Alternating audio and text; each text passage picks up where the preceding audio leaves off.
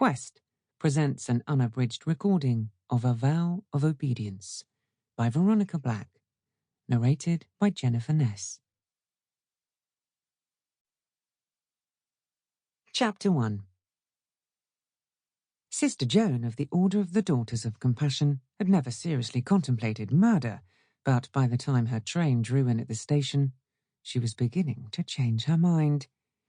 The two women who had boarded the compartment in London had glanced incuriously at the grey-habited figure in the corner seat, then proceeded to spread themselves over the remaining seats, depositing bags and baskets with reckless abandon before they settled down to a long, loud gossip in which the most intimate details of their neighbours' marital problems, operations and financial affairs were dissected with relish.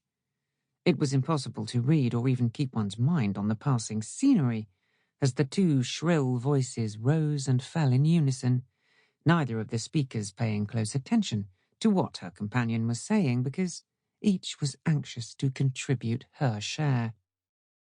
A disciplined religious should be able to meditate anywhere, even on the platform at Euston Station, Mother Agnes, her first prioress, had said.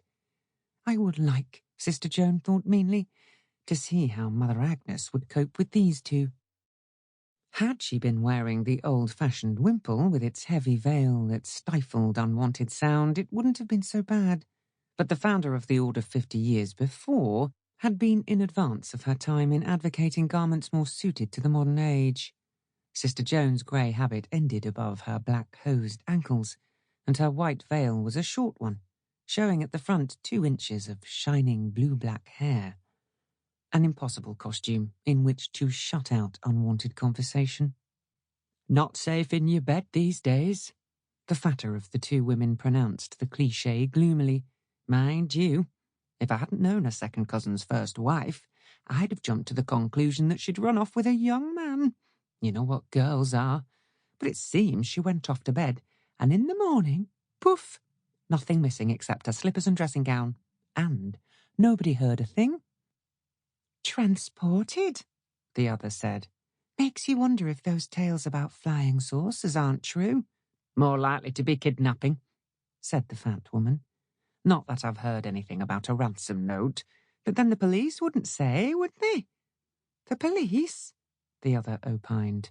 Never say anything worth hearing. They want the public to cooperate, and then they put a blanket over every mortal thing. Like doctors, said her friend, and embarked on a ghoulish recital of a doctor her aunt had Sample complete. Ready to continue?